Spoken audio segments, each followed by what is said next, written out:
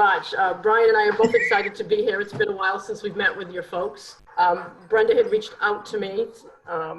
So again, we're excited to be here. So the presentation that we have in front of you, I'm hoping we were sent some questions. So hopefully our presentation should cover most of them, but if not, please feel free to ask questions as we go along or at the end.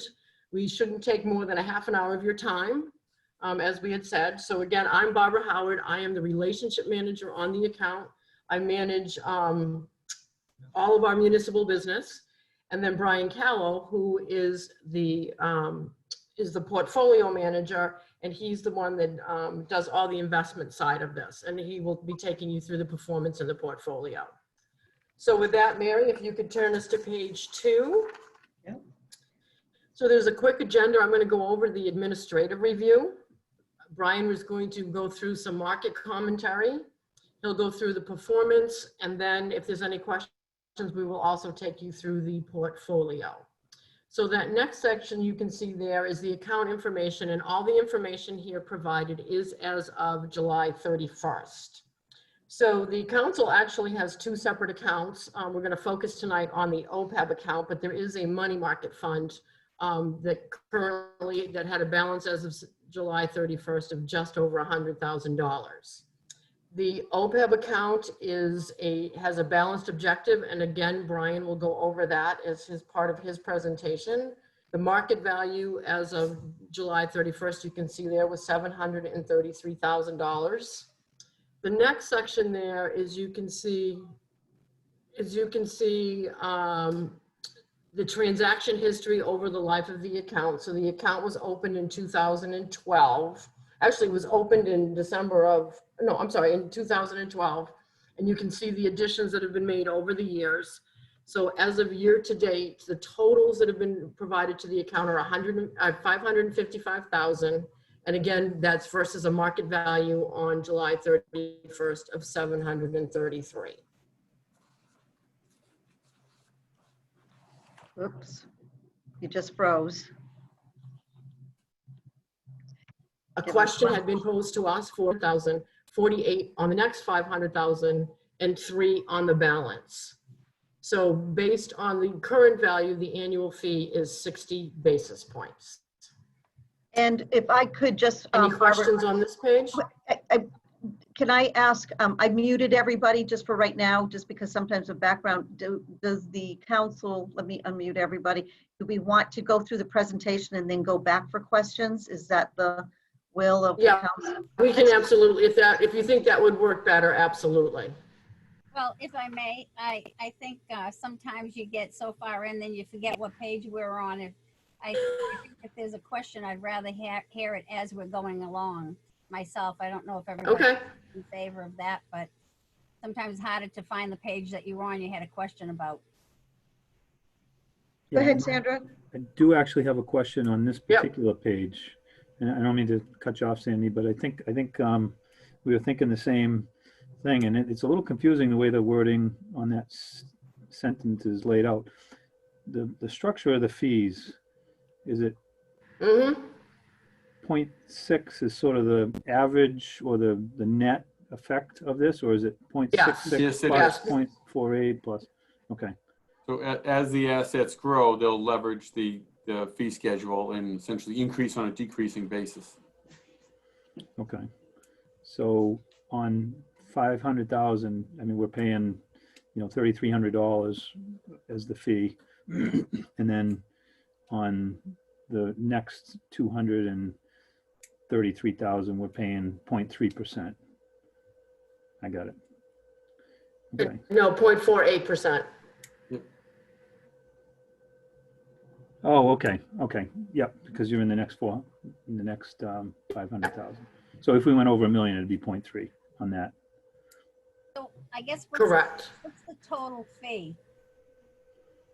I didn't do the calculation there. Give me 2 seconds, I can do the calculation. What's the question? The total fee. Oh, well, one thing, it changes each time because we do it on the market value. So that way, if we only did it on 12/31, then it would always be, you know, if markets rise more than they go down, the fee would be higher.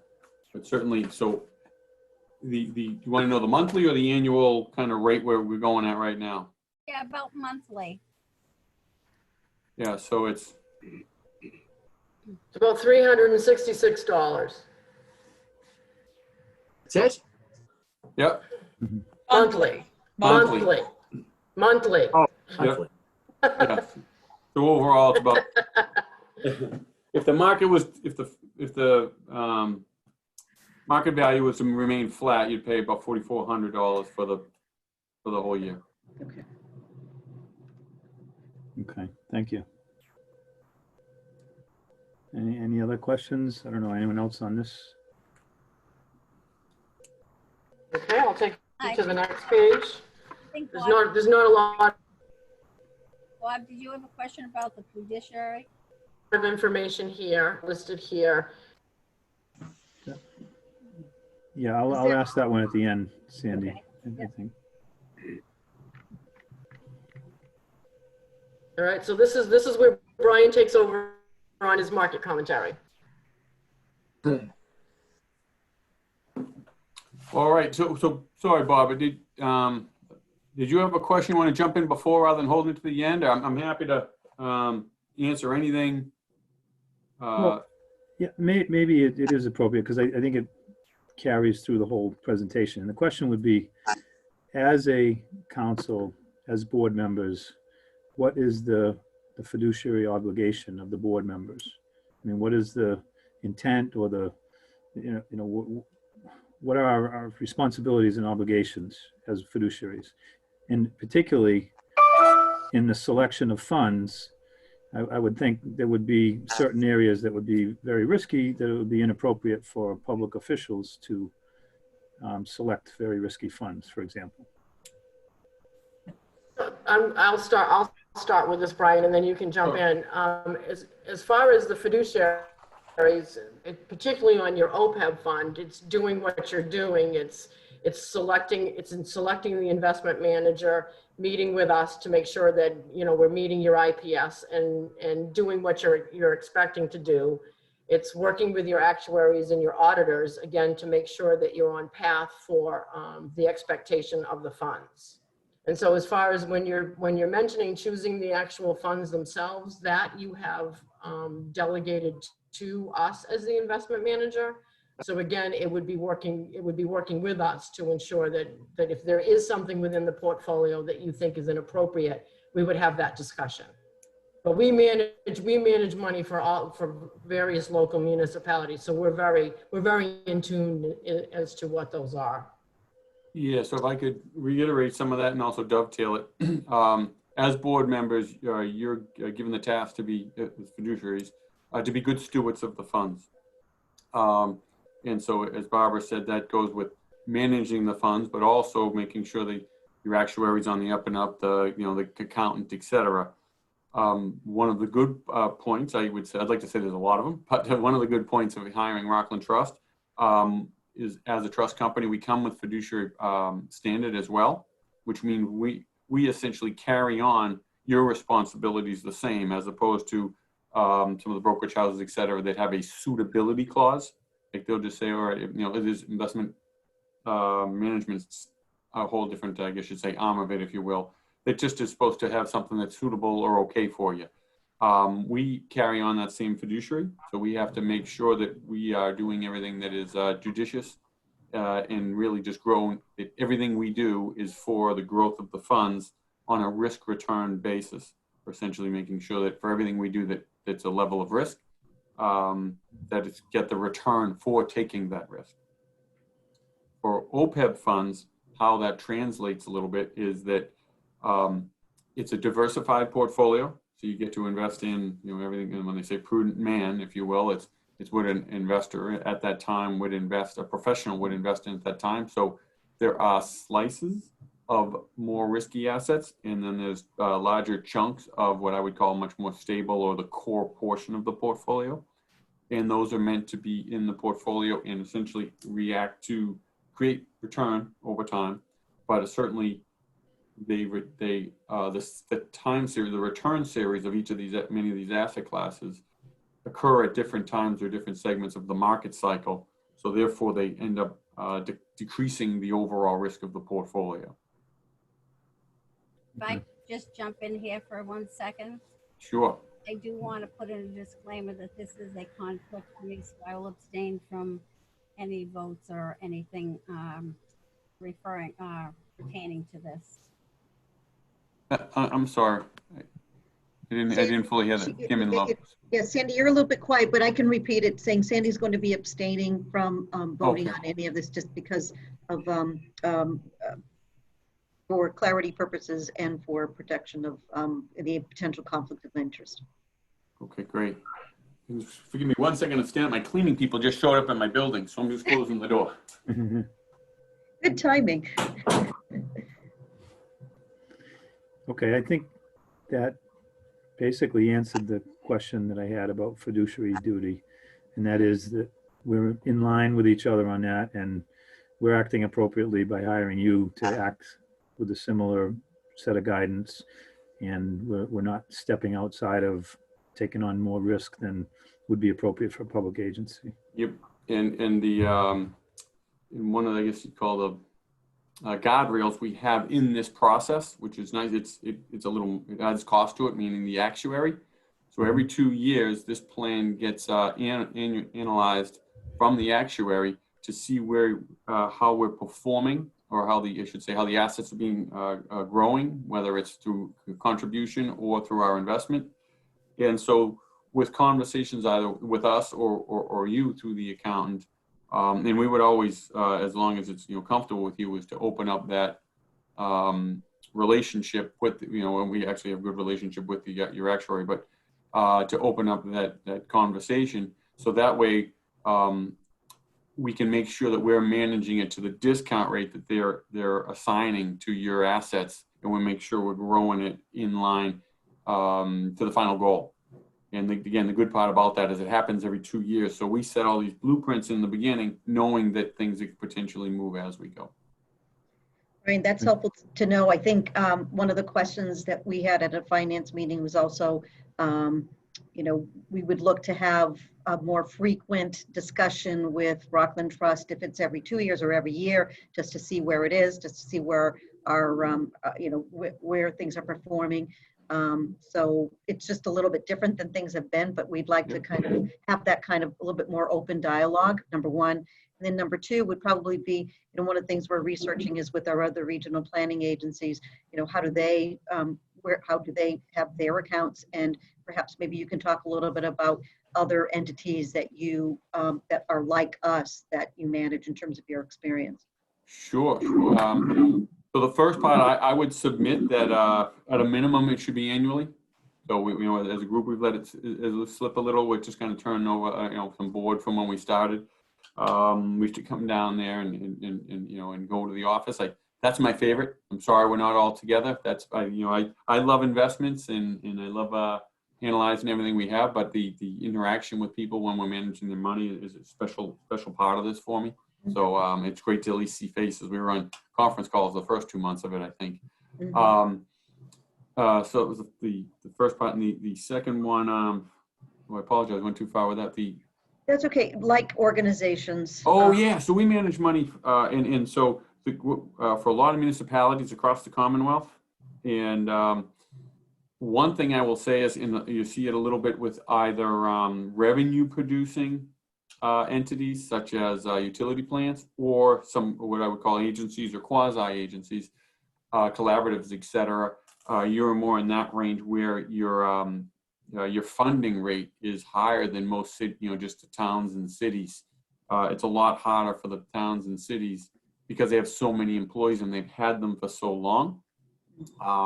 Where you have less, you've got a pretty high funded status, and that allows us because I think it flows into some of the other questions that we have, because usually when I'm sitting in front of a town and they are a balanced objective, which essentially means you're like 55-45 stock to bond ratio, we tell them that this is a nice place to be, a nice place to start, get buy-in for the group, and make sure everyone's on the same page as you continue to get contributions. But ultimately, the actuary will drive us to a spot where we have to take on more risk exposure because we need a higher discount rate or a higher expected return of the assets. Because of your funded ratio, I don't think we'll ever have to go there. We'll be able to stay at this balanced level. And I don't want to say, I said I don't think we'll go there. I won't guarantee it. But overall, I think this mix will get you, because where you're, essentially where you've been, the discount rate that's been being used for you is essentially in line with what this objective will actually realize through time, or I believe it should. Historically, it's actually been higher, so there's even a conservative measure involved. So I don't think we'll necessarily have to go to have more risk exposure in the portfolio, which is nice. A lot of times when people say that, one of the other questions you had is, there is a time when we would change our allocation. If we were balanced with a lower funding ratio, or I guess that part would be, is if you took on multiple employees or crew somehow, that you had a lot more of a liability, or your healthcare inflation rate went up some, then we might have to act that way. With the process in place and in the fund in place, we shouldn't have to. The other side of that, though, there's not really a situation at this point where you can say, oh, we can take chips off the table or get less aggressive or get more conservative because of that same item.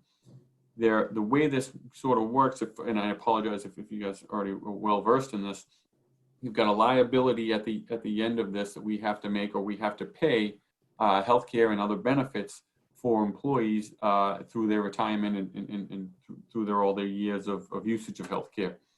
And so the actuary goes through and says, okay, given what you have for a plan, or what we have to pay out, or we expect you to have to pay out, let's calculate that, make sure we have the liability right, and calculate what your healthcare costs are going to be, what the inflation rate of those costs are going to be. And then we have to discount it back at essentially an assumed return rate. They made it a little, a couple of years ago, Gatsby, which is the government standards board, accounting standards board, essentially made it a little more complicated, where they said, where you have your assets, we're going to assign the allocation of the long-term expected return of the assets you hold. And then where you don't, we're going to essentially line you up with a 20-year municipal bond rate, essentially an interest rate, just to muddy the waters, right after they told everyone they had to start saving. So I didn't like the timing. The process is fine, but I really didn't like the timing because they were just pushing everyone on. And I'm sorry, I'm going too far with it, but it's really important that what we will do is continue to work with the actuary. But when you say you get close to fully funded, people would say, well, I can get more conservative now because I have the money. But the problem is we funded it on the assumption that we had a discount rate, a stated discount rate. So if we get more conservative, that discount rate will lower because the expected return of the assets will now lower. So therefore, and you think of the present value, now the liability just got bigger. So that's why we'll probably end up going the course, or potentially several decades with this type of plan, if that makes sense. Yeah.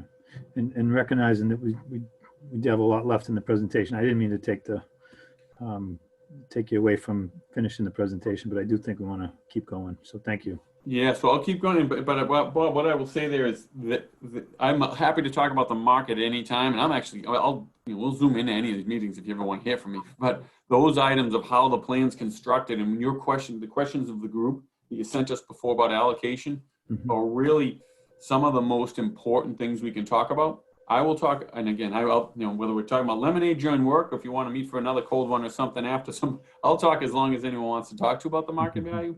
But that's what's just going on now. We're talking about investing a plan that is a multi-decade event. So really the items that all of you just asked us for questions are the backbone of this trust or this plan. Because if you don't get the allocation right and the discount rate and know your liability stream or the future liability of it, you're not playing in the right field. You know, you're playing hockey in a softball field, and it's just not going to work. So market stuff, I'll jump into now, but I think those were really well warranted questions. So real quick, the first one was the stock market. I put it up there because it's, I think we all knew about what, if you look in that March area, the market had been running up nicely. We all heard kind of what happened with COVID. And I harken back to the fact that we are on a Zoom call, not in front of each other. And if we were in front of each other, we'd probably have masks on to see that the stock market is back up. So essentially past levels that we start, and this is September, so sorry, this is through June. If you go July and August, because we have a quarterly snapshot here, my apologies, we're actually above where we started the year. So given that, people get, there's a lot of consternation saying, Brian, the stock market's back where we started the year. We can't even meet. I can't go to, just a pub. I have to make sure I serve food. All those things that we're wrestling with. What gives? It's one thing that I almost applaud investors with right now is usually when things look bad, the stock market drops automatically without thinking of the type of, or if there's going to be a recovery. At the end of the day, stocks are really just the present value of future earnings. So the earnings they're going to get, you do a mathematical formula and you come back and say, okay, this is what the price should be. So they're coming out and saying, okay, we're not, capitalism isn't gone. We're still going to spend. We're just going to spend it. We're going to push it down the road. We're going to spend some to keep us going, but we're going to get back on our feet. So that's why you see the stock market come back where it has. And also the fact that what was really in this, a lot of small businesses hurt. And I don't want to downplay anyone that's hurting during this period, either from an individual standpoint or a business, but from the broad scope, the Fed came in and made sure the capital markets were open for businesses, and so then by performing that, the markets were open, and therefore things weren't going to go out of business. The large companies in the economy, and then the government stepped in and said, okay, we're going to give unemployment, we're going to give this special CARES Act bonus, if you will, and so people had money in their pockets to spend as well. So by doing that, the stock market essentially said, we're hurting, but people are still moving forward right now, or they're not. Yeah, they're paying their bills, and then on top of that, we have the future that we think we're going to get. So as representative municipalities, I put this next one in the yield curve, and you can see the different years in times of this. But essentially, I'll just go drill down right where we are at the end of June, because we're right back there in August. That's what the yield curve looks like right now. Rates are extremely low. Where I sit right now, you got a 2-year bond at 0.15, 10-year at 68 basis points. It was actually 71 most of the day, but 0.68. You can see how much it's come down just from this time frame last year. So last year we were talking about a flat yield curve and what was going to happen. That's that, if you can see the colors, that olive green in the middle. And now it's the blue one, so there's no interest rate. So we don't worry.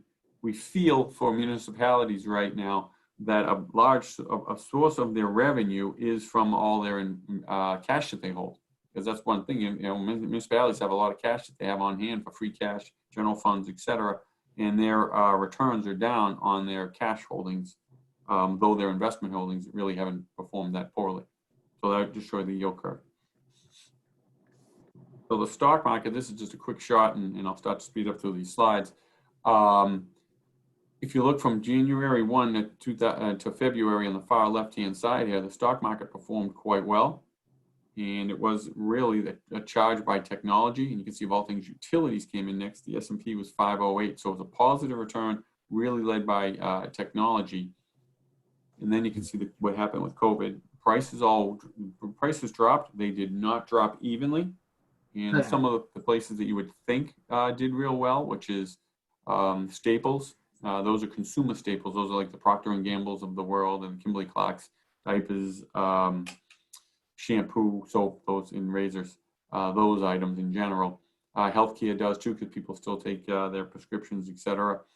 And interesting enough that because of the way of it went, or the pandemic, the way we were kind of self-quarantining, social distancing, communication stayed up and technology, when I say stayed up, they didn't drop nearly as far as financials, industrials, all the things we really weren't using at that time frame.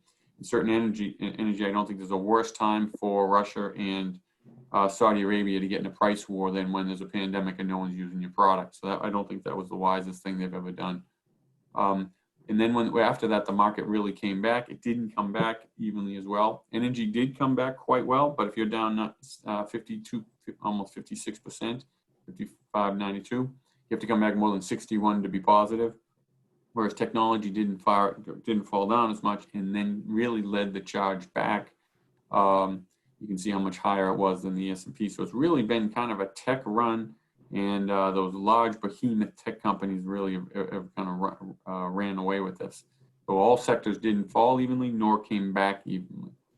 So when people say the stock market's completely back, many sectors are still in what we would call correction mode, or down more than 10%, and then others have really raced up.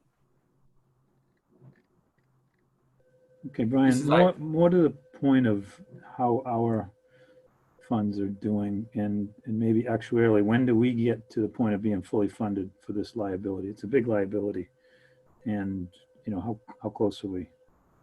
Sure. Yeah. So it's you know, for the most part, that's the actuary dictates those. I mean, I shouldn't say does the calculations for those. You're pretty well funded. I believe it's like 2/3%. Which is a very good funding ratio, where a lot of AAA general obligations are funded about maybe 25%. So we're a lot further along, but they are actually that Gadsby that I named before is putting it out really at a essentially a 30-year calculation to get there.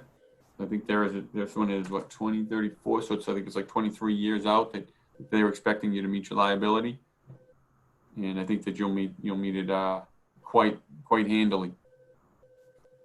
Right. So I've already covered this one with this is the earnings, and this is essentially when I look at those light blue, when we see the stock market's down, it's really those light blue bars. Are we going to get the earnings that we anticipate? Because right now that first blue bar we're not getting. But I can fast forward to the other ones are about the economy. I was just going to tie it into municipalities. I can do that at the end if we have questions on it. And I'll go to the returns of the portfolio. Thank you. So Page okay, 11. we'll stop at this real quick, because this Here is we go, when we said we were balanced. What we do, because we have an investment policy statement and we're talking about fiduciaries, both your side and our side, ends up being a pretty important page. Really just that far right-hand column. The far left is for us is what we're investing in. To your point of whether you say, okay, what should we own or not, really does, I should say it's important to know that we have the stock bond mix we do. What assets we're holding at any time frame isn't as important to the board. I should say isn't is necessary for the board to know, to dive into. It's really, are we investing in what we should overall to make that investment policy range in line, and then are we, because that's what essentially we'll hold to, are we within policy?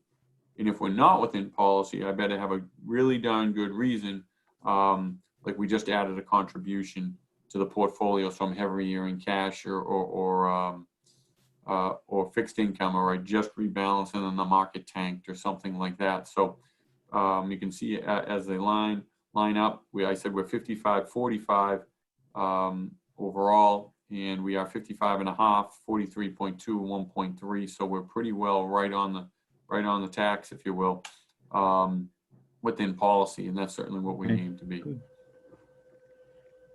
And that's what we should produce that each time we come, because we want to make sure that we're, again, in line and standard.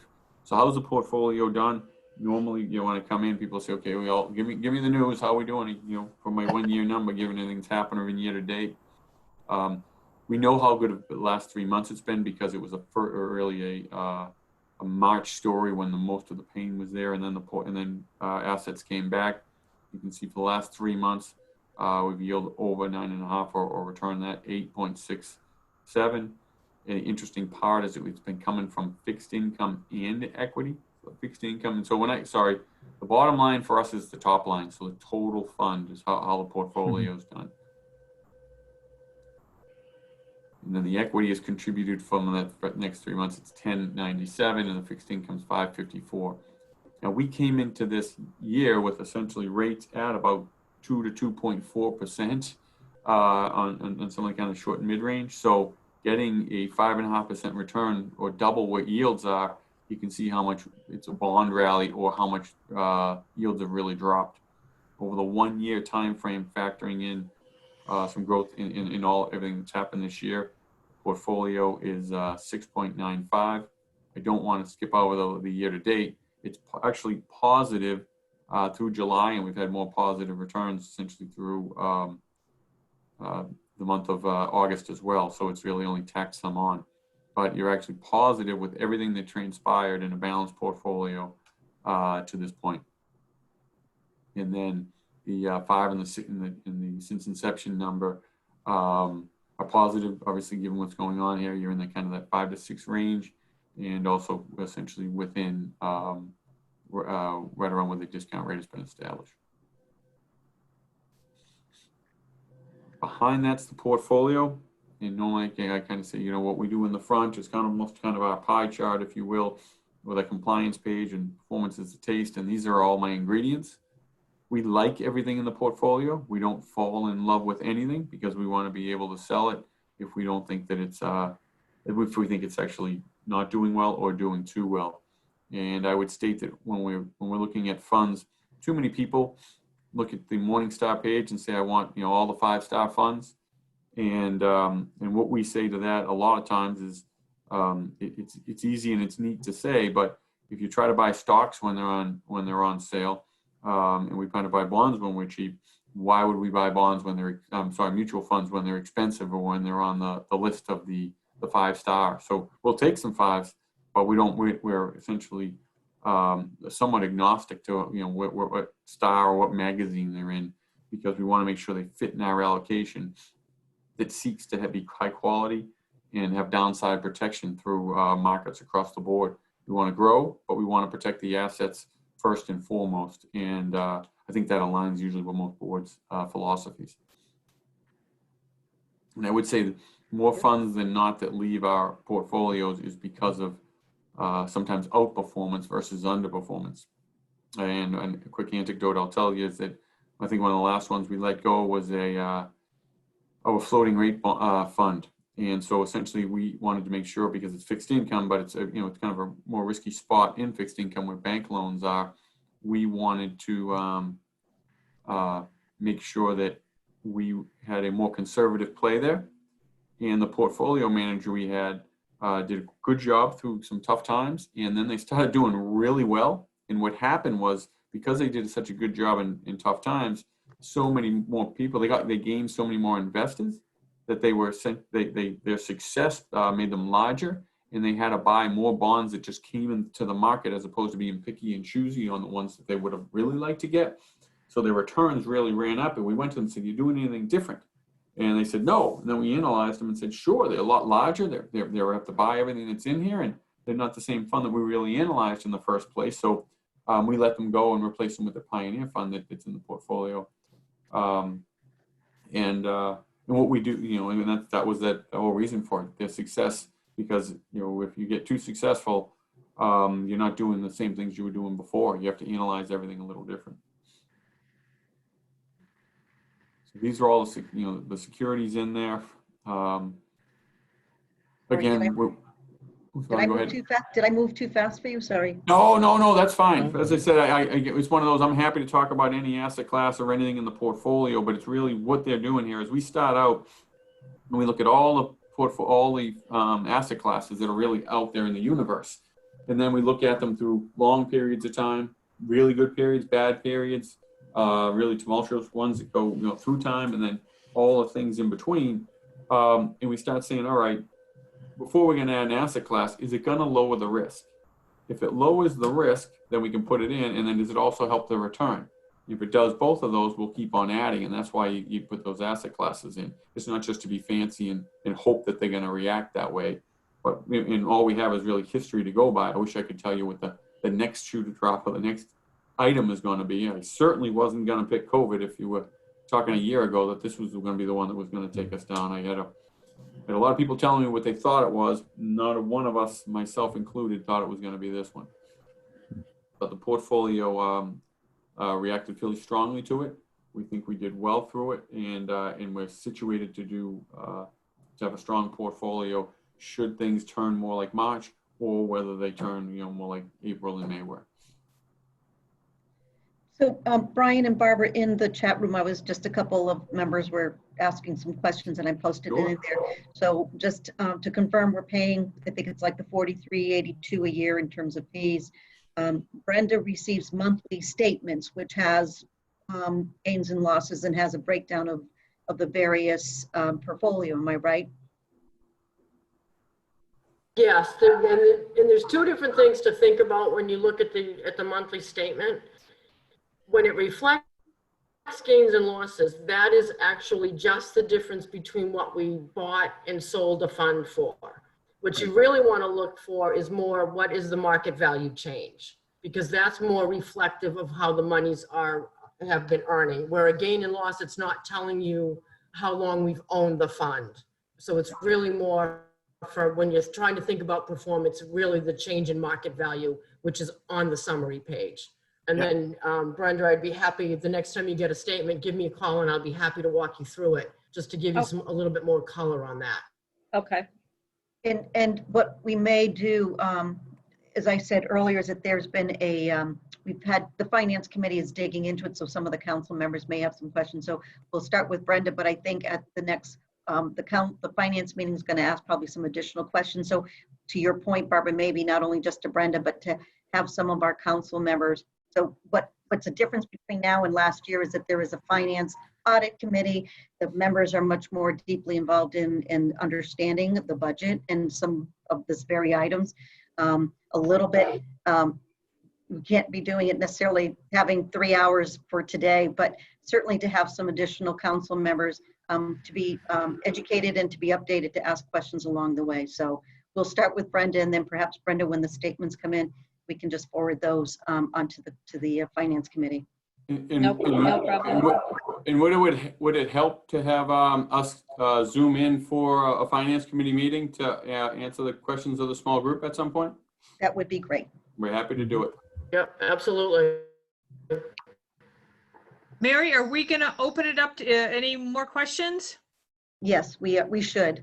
Okay, well, I'll start. I've got a couple. So my question for Barbara O'Brien is the market value change that we've experienced similar to other entities that would be comparable to us? Yes, is the quick answer. Yeah, and so if we're talking about municipalities that invest in, that have OPEB plans, Mm-hmm.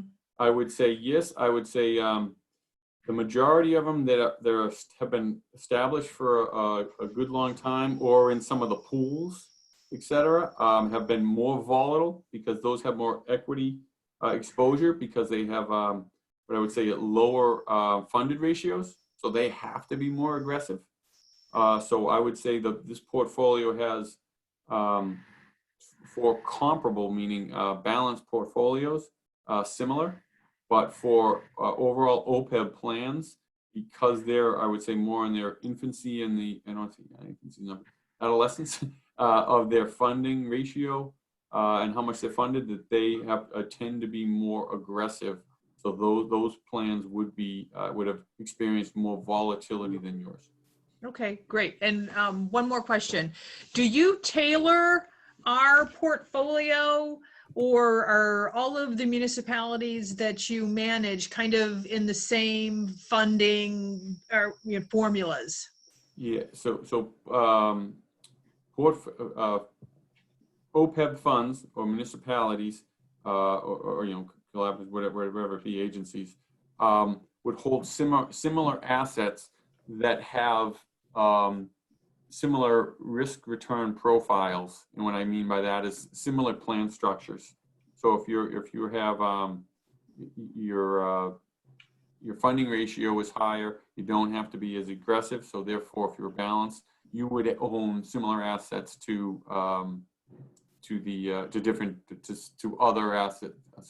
other plans that have similar investment objectives. Great, thank you very much. Those were my questions.